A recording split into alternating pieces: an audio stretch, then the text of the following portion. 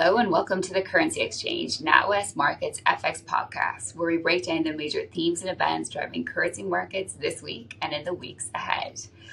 Well, the big central bank meeting of this week was the Fed, though it didn't seem to have that much market impact. Today I'm joined by Brian Daingerfield, who is our US head of G10 FX strategy. And Brian, you got to take us through what actually happened at this Fed meeting and how come it didn't have that much market reaction. Yeah, thanks very much for having me, Eimear. So I think you previewed it nicely that we didn't really see a massive market reaction to what the Federal Reserve delivered at its meeting in January. At the December meeting, the Fed made it very clear that they were likely shaping up to pause their easing cycle at this meeting. And that was effectively what was delivered. Markets were very well priced for a pause, not just at this meeting, but at future meetings as well. Again, the Fed had set this up, but also in the interim period between when we last heard from the chair and the formal press conference and now, we have seen generally positive activity data here in the U.S. We had the non-farm payroll report at the beginning of January, was quite solid. As we record on Thursday morning, we just got the fourth quarter GDP print, which was, it was maybe a touch weaker than expected on the headline, but personal consumption within the GDP number was very strong, indicative of a strong end to the year of 2024 for the U.S. consumer. And so what the Fed effectively told us in December was the economy is in a good shape. We've recalibrated our policy to cut 100 basis points in the final couple of meetings of 2024. And we've seen inflation progress, but it's not always been linear, and you could see bumps in that road. And so we think the Fed effectively told the market, think we're in a period here where we can slow down, where we can pause, we can reassess, and that a change in the underlying conditions, whether it be weaker growth or more obvious downside to inflation, is what's going to be needed to allow for additional interest rate cuts. And so that message was almost completely unchanged from December. The core of that message was unchanged. I don't think the market expected it to change, and the Fed seemed to go out of their way to ensure that it didn't change. They made minuscule changes to the statement, and while the market did initially react to some of those changes to the 2 p.m. statement that looked a little hawkish on the outset, Powell's, again, he went out of his way to effectively tell the market these weren't intended to be a change in the signal about policy. They were instead intended to effectively clean up the statement. And so we felt that Powell and the Fed went into this meeting. This was a meeting that I think, relative to the last couple of months where we have seen cuts from the Fed, we've seen shifts in signaling from the Fed, this was a relatively low stakes meeting. We did not have the summary of economic projections. We did not have a new dot plot, which is the projection for the Fed funds rate over the next coming years. So this was, I think, a placeholder meeting for the Fed in terms of the message they wanted to send. And the markets were ready for that, and they got that. The one thing I will flag in addition is that, of course, we all know that the Fed is is making decisions meeting by meeting, and they're not trying to pre-commit in one direction or the other. And Powell kept that idea open at the January meeting when asked about March. Are you going to cut or not in March? He said, we're not going to pre-commit. However, the tone of his commentary when asked that question made it pretty clear that he thinks that the risk reward, the odds seem pretty low that the Fed's going to have the conditions to cut the policy rate again in March. He repeated several times that the Fed is in no hurry to ease the policy rate again. And when asked about March, he said, we're not going to pre-commit in any direction. But by the way, we are in no hurry because we think some of the downside risks to the labor market have abated here. And we think that we can effectively be patient here. And so he downplayed the risk of a move in March. We ourselves also don't expect the Fed to cut in March, but that was a perhaps interesting one. But, Powell didn't really move the market all that much. He and many of his central bank peers are all operating under a cloud of uncertainty that comes from the new president here in the U.S., fiscal policy, trade policy. And I think it's clear that the Fed was not aiming to send a major message, either hawkish or dovish, to the market this week. And on that front, they met that goal. And I guess just as you allude to, the Fed is taking its cue almost from fiscal policy under new President Trump. And President Trump has, not, under delivered in terms of kind of headline surprises and risk to the markets. I know, last weekend we had threats around Colombia, and obviously we're coming up to that February 1st deadline for potential tariffs on Mexico and Canada. Where do you stand from here? Do you see tariffs as imminent, or what is the next signs you're looking for? Yeah, so it's absolutely the case that it has been an eventful couple of weeks, to say the least, as far as tariff threats are concerned. In terms of implementation, we still haven't had any specific implementation, but certainly the threats have come quickly and they've come surprisingly. The Colombia experience last week, for those maybe not familiar, Trump threatened significant increase in tariffs on Colombian goods. In addition, he threatened sanctions on Colombia related to Colombia's decision not to accept military plane from the U.S. carrying migrants to Colombia. But he ultimately didn't follow through with that because Colombia acquiesced to his demands to allow those planes to return to Colombia and land. So clearly the threat was there, and Trump was able to enact this threat because of existing legislation here in the U.S., specifically the IEEPA, which is a law that allows under national economic emergencies or under periods of national security threat, the president has a lot of unilateral authority to change policy very, very quickly. And that was really one of the big takeaways from the announcements this weekend, although they did not go into effect, that it was a reminder of the scale and speed at which Trump could ultimately move on tariffs. Now, this specific statute is the one that we're also eyeing for the potential tariffs on Canada and Mexico that have been threatened. So specifically, Trump talking about a 25% tariff on all goods from Canada and Mexico and a 10% tariff on all goods from China as a reaction to questions about border security, importation of illegal fentanyl, and similar issues around border security.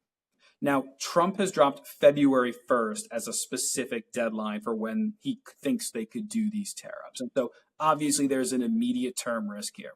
But the markets are starting to catch on to a bit of a pattern here from Trump, which is over-threaten and maybe under-deliver in the end. With the Colombia example as a really good one, where Trump delivered a massive threat, got a clear concession, and ultimately backed off.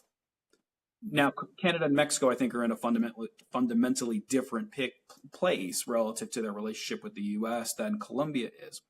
But markets are certainly coming into this with, I think, a skeptical eye in terms of implementation risk. That February 1st is a date when Trump announces implementation of these tariffs, and instead is looking more at this is a moment where Trump delays further. And I think that's a reasonable assessment here. That my personal expectation is that on February 1st, the Trump administration announces effectively a new deadline for when these tariffs could come into effect, where Trump comes out and says, we told you February 1st, we're going to be doing the tariffs. Here's what we will be doing, and these will go into effect on a later date. Say, for example, a 30-day deadline, or say on March 1st, as an example, we will employ these tariffs unless there's a change. Commerce Secretary nominee Lutnick said in his confirmation hearing that both Canada and Mexico have an opportunity to eliminate these tariffs if they execute on the border demands of the president. I think the expectation in the market is that both sides will eventually find an agreement that allows these tariffs not to come into effect. So we are thinking that February 1st, we do get something from the president. That day doesn't just come and go with the president saying nothing on this topic. But we equally don't think that it's a moment where Trump says, this is the day that the tariffs are coming into effect. And so I think the markets who have sort of gotten used to Trump making big threats, but then maybe not following through all the way, may get another dose of that this weekend. Now, is it too early to say that tariff risk is completely overblown? I don't think so. For the Mexican peso and the Canadian dollar, these risks feel both binary and asymmetric.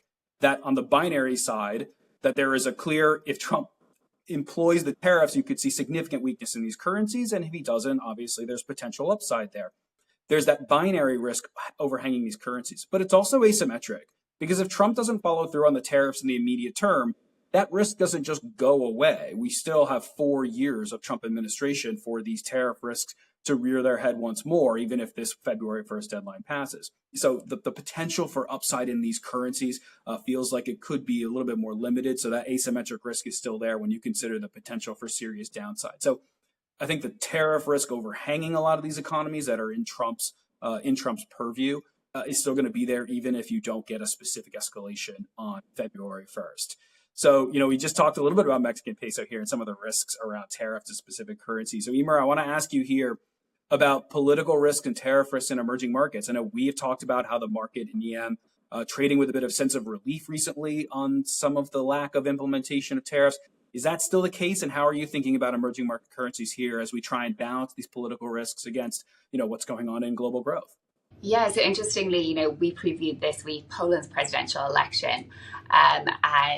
It is kind of that sense of that political argument between, the pull of the far right and the pushback of, a democratic kind of liberalist parties.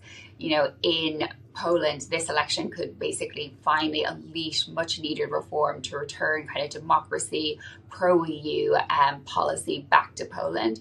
Or it could issue in, if the candidate from the main opposition gets elected into the presidency again, we could have 5 more years of basically a standoff between the government and the presidency where nothing gets implemented in terms of reforms. The Polish currency has actually done incredibly well over the last 3 weeks. It's trading on the back of a 7-year high. And part of that is because, back in October 2023, we got, this very pro-EU liberal government being elected into office, into government in Poland. And kind of the markets rejoiced with this big Polish rally. The EU basically declaring that there was no longer a risk to the rule of law in Poland, releasing all these kind of withheld funds from the country.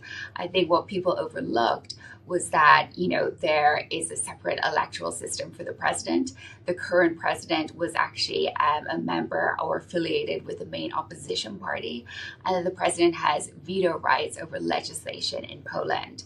So what's happened since that government, came to power on this campaign pledge to, reinvigorate Poland, to bring back independence to the judiciary, to depoliticize kind of institutions of government, is that you've had very little actually reform coming through. And much of that is because the current president has kind of thwarted every effort. He has sent the government's legislation for continual reviews. He has refused to sign other legislation. And so right now we have this stalemate. So we're going into this presidential election with it really being this very, very binary risk event. If a new president from the governing coalition is elected into office, you could see all those judicial reforms go through. You could see, the independence really restored back to the judiciary system, and that could lead to a Polish Saudi rally. On the other hand, if you have the main opposition presidential candidate put back into office, or another put back into office, you will really see a continuation of that stalemate between the government and the presidency. So, Eimear, what does that all mean for the Polish zloty here? Yeah, we're still bullish on the Polish zloty, even though, as I said, it's trading in a 7-year high against the euro. We actually think there's further to go. And this is all because you've got a very conservative central bank. There's also the prospect of a ceasefire in Ukraine, which will really help kind of alleviate some of those geopolitical risks, which have been kind of compounded in Poland since the Ukraine war broke out.